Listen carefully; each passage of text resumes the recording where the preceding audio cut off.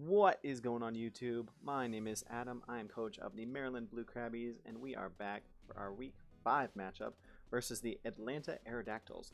This is a conference game, and it does matter a little bit just because, if we take a loss, it's a loss within our conference, and if we get a win, it's a win within our conference. So we do want to make sure that we are trying even more so to get the W. I know we try to do that every week, but sometimes it's easier than others.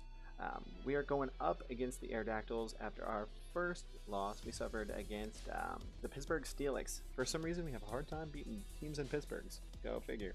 So we're going to be going over the team real fast. I'm bringing Charizard X. This is a bulky Charizard this week, just to help us deal with some of his threats on his team. He's got a very offensive team. It does take care of like the Shaman that he has on his roster, and a few other things that I'll address throughout the match. We are bringing Conkeldurr. We're running a different set Conkeldurr than we usually run. We're running Amoonguss, Malamar, Klefki, and Tornadus Therian. Tornadus Therian will be kind of nice. The set that we're running this week is designed to start punching holes in things and then getting out and using that amazing regenerator ability that it has to kind of get some health back, and then it can come back in, deliver another hit and bounce back out. The nice thing about Tornadus Therian is that it has some passive recovery when it wants to U-turn on out of there. So we do have the momentum, and we do get some health back on that, so it's kind of like a 2-for-1 play. I'm going to go ahead and pop up the video real fast, and we'll talk about what my opponent brought. So upon first brush, like looking at this team, I have to make sure that I keep Klefki around just in case the Aurora Veil wants to go up, or just in case like Stealth Rocks come up, because it's not a good time for Charizard or Tornadus Therian for rocks to happen. So I do want to keep Klefki around as much as possible just to kind of help deal with this issue. Conkeldurr will be good once I start whittling things down. That wheezing is a little bit of a problem just because there's not too awful much we can do to it. And if it wants to wisp us, we are running the Iron Fist set this week. He doesn't know this yet. The only thing I've run so far is Guts, so there's really no reason for him to want to burn us. If he does, it's not going to be a good time, but I'm hoping that he's going to kind of look at it and say, you know what, that's not something I want to do, just because he's run Guts in the past. Because we are Mach Punch, because we are Iron Fist, Mach Punch is able to do about 25 to 26% of that Latios. So we want to make sure that that's down within range. A Mach Punch, I believe, to Lopunny, even at full, does anywhere from 92 to 102. I could be wrong. Might just barely be 100%, depending on the bulk of the Mon. Melodic might be an issue if it is Marvel scale. If it's competitive, that would be really cool to see. I haven't seen him run it yet, but that doesn't mean that he won't. So we're going to go ahead and jump into this match. Looking at his team, I really didn't see a reason not to lead Tornadus Therian. In all the matches he's played, he's either led with Mega Lopunny or Jirachi, and both are Mons that I'm willing to kind of take on 1v1. So I'm going to go ahead and play this, and excuse me, this volume is going to be on for the first play. I hate when I do that sometimes. It's just a matter of how it goes. So we're going to go ahead and play this. We're going to go slow. First, I just kind of wanted to scout to see what he was going to do here. There's really no real reason for him to do anything other than rocks, so I thought I could just fire off a knockoff. If it is Scarfed, we will find out on this turn. So we're going to see that we do fire off the knockoff first. His leftovers pop off, which leads me to believe that he is a defensive set. I ran Calix real fast in between turns.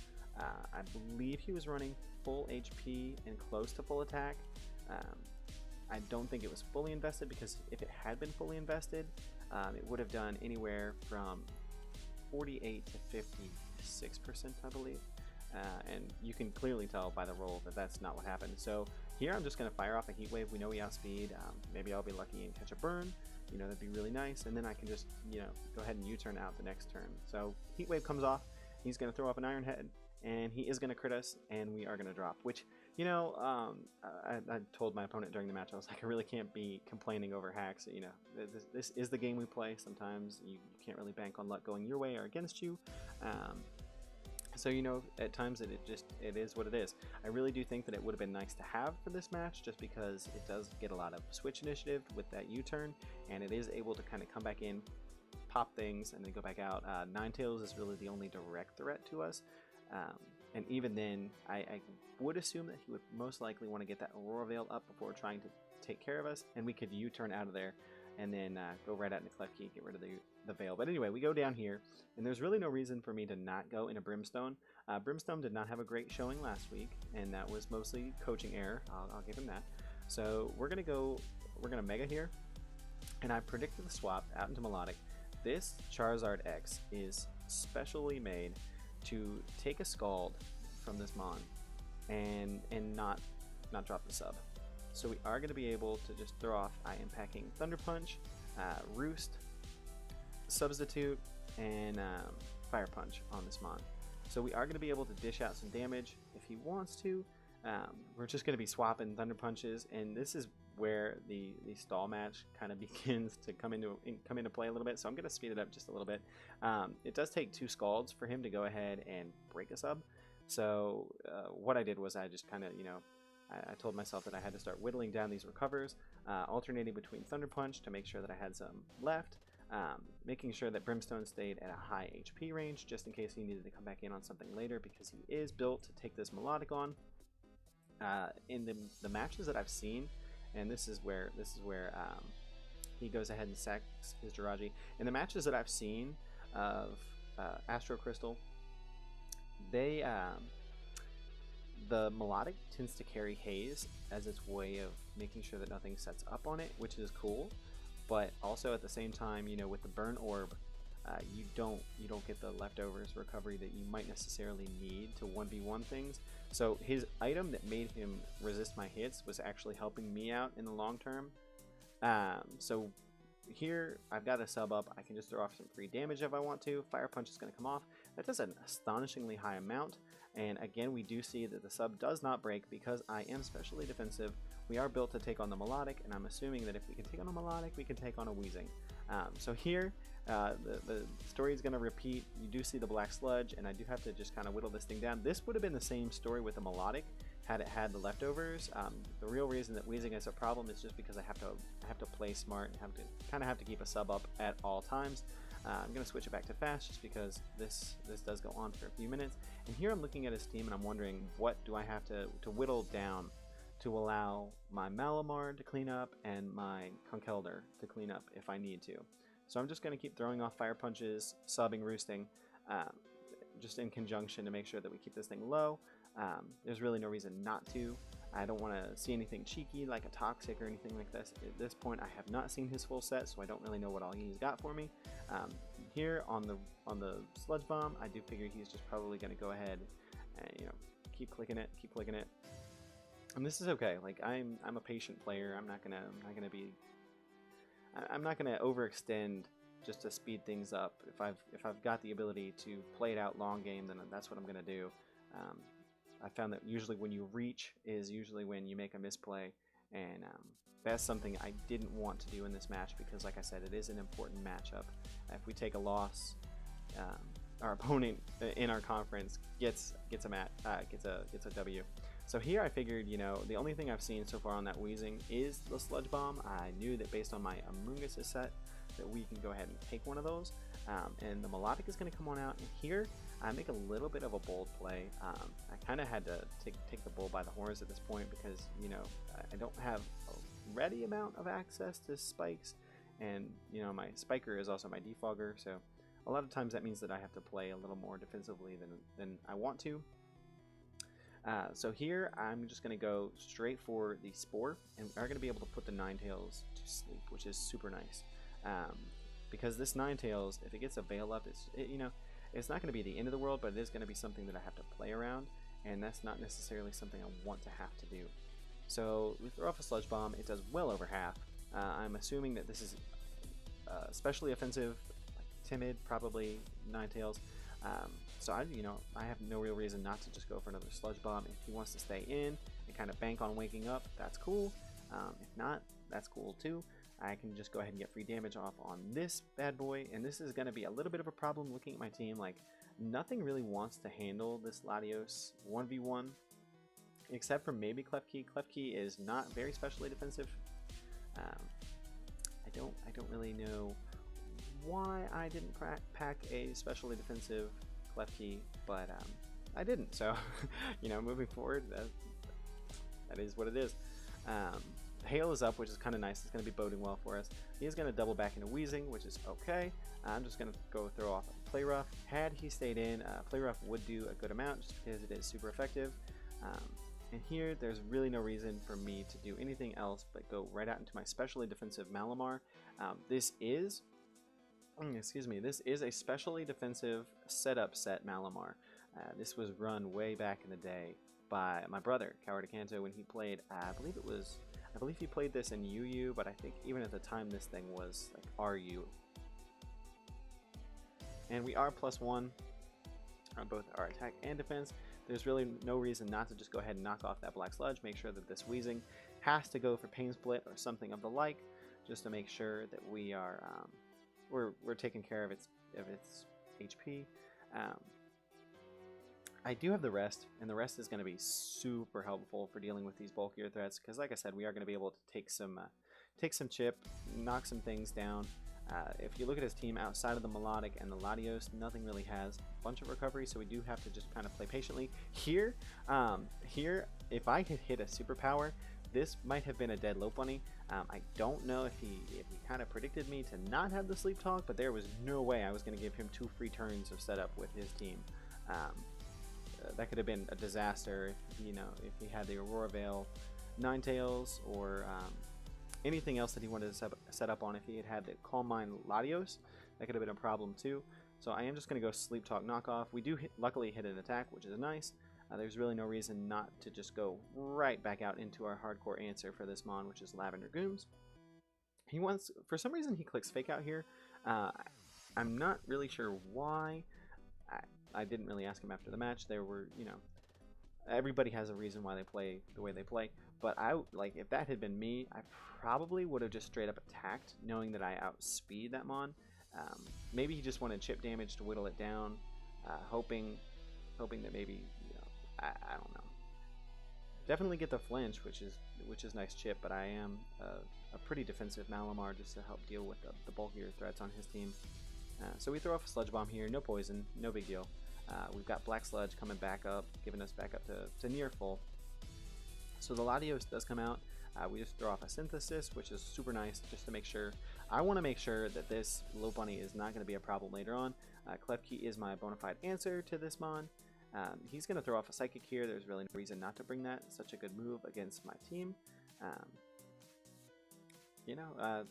Klefki is not afraid to sit in here. We are going to smack this thing with a Play Rough. It does connect. It does 74%, and Klefki is putting in the work. Leftovers, going to help get us back up to full. And for some reason here he goes Gigavolt Havoc. I didn't get a chance to talk to him after this. I wondered what this was prepared for on my team. I can't think of anything directly that would, maybe it was just, overall neutral coverage to hit something. I'm not quite sure, but I didn't, maybe it was for the Tornado Starion, just in case. Maybe that's what it was there for. If you're watching this, let me know. I was kind of perplexed. As I mentioned earlier, a Mach Punch from an Iron Fist Life Orb boosted Conkeldurr is going to do around 30% top to this Latios. Minimum it's 23%, which I believe the Latios was at 21. So right here I just click Mach Punch. It does a pretty good amount. Had I gone for Drain Punch, this probably would have been whittled quite a bit further. There's no real reason for me to stay in, so I'm going to go back out into Malamar, soak up any hit he wants to give, if he wants to give me, and he does just go right for Recover. And this is kind of where things just start playing out a little bit faster now. We are just now halfway through this match. Most of it I'm going to speed up through just because I'm pretty sure y'all don't want to watch like kind of a stally fest. Like I said, I am a patient player. I don't necessarily need to speed through a match just because I'm getting impatient. Had it been a work day I might have had to, but I was off Thursday, the day that we recorded this, and so I wasn't in too much of a rush. I knew that I could play this thing out if I needed to. So we do see the haze here, which I wasn't necessarily surprised by in any way, shape, or form. We do get the crit, which is really nice. I wish we had been at +2 when we had gotten that crit, because it probably would have knocked this thing into next week. So here, I'm just making sure he's wasting those recovers, and we're just going to keep spamming Superpower Knockoff, until I feel like he's got to recover again, then we're going to swap out. Because as much as I love this Mon, there's really no reason to let it get unnecessary damage and put it to sleep, where we have to risk those sleep talk rolls. Really no point in that. So here, y'all can watch the plays as this happens. We'd go for Sludge Bomb on the Weezing, and at this point I'm looking at his team and I'm wondering, okay, he's got to get the Latios back up to full, or close to full, to help resist the Conkeldurr. We do knock out the Weezing with Malamar, but really right now Conkeldurr is looking really good. If we can just limit his recovery, limit the amount of times that he can click moves that get him back up to full, we just got to take care of the Latios and the Melodic, and we are good to go. Here he does sack off the Ninetales, which is cool with me. Lavender Goom's getting a kill against a Mon that I was really scared of. He's going to go into Lottie. He is going to go for the Roost, and there's really no reason not to put this thing to sleep. I knew that he had to keep this thing healthy just to survive, so I'm going to go ahead and put that to sleep and throw off a Sludge Bomb here. It does 24%, which is really nice, and now I'm thinking, okay, if you stayed in one turn, you're going to stay in again. So he does stay in, and he goes for Roost. I just throw off a Sludge Bomb, kind of hoping for a poison. You know, I didn't get it. It's not the end of the world. I think it's like a 30% chance. At this point, I realize, you know, he's going to go for a Psychic move, or, you know, a not very effective Thunderbolt. It is just kind of not really in the cards. That didn't seem like a good play for him. And here's where things are going to start to get really kind of stally, just because he's got, I think at this point, I want to say he's got 11 recovers left. It might be fewer than that, but it's going to be a little bit. So here, there's really no reason not to go out into Brimstone. I know we can take a Scald. See, that's nowhere close. The only way he's breaking a sub is if he crits us, and we're gonna do our best to make sure that doesn't happen. Like, you already got your one crit. No, you don't get another crit until I get one. And if I get one, this thing is going down soon.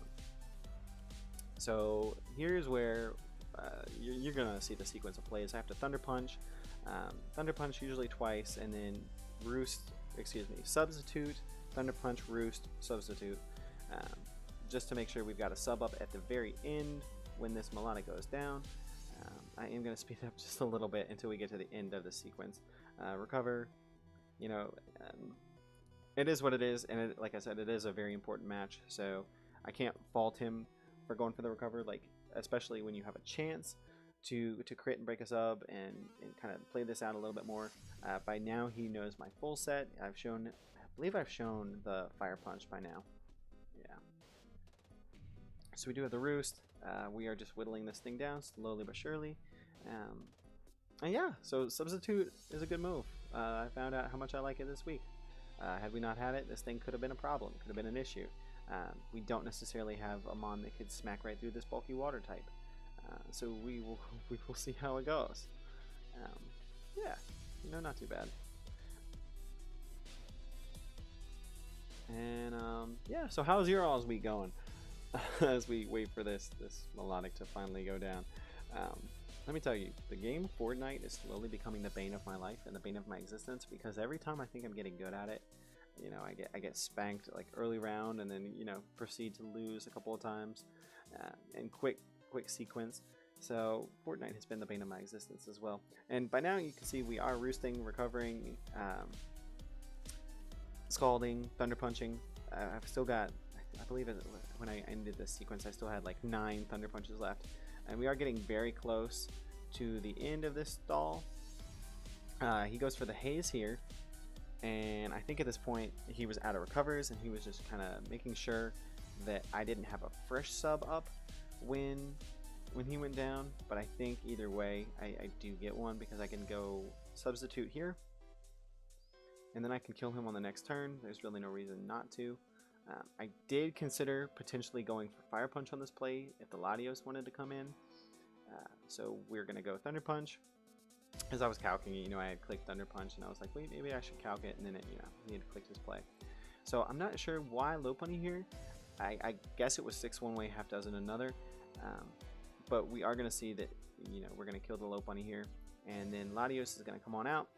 It's going to fire off a Draco Meteor, and it will connect. Brimstone is specially defensive, but it is not living that.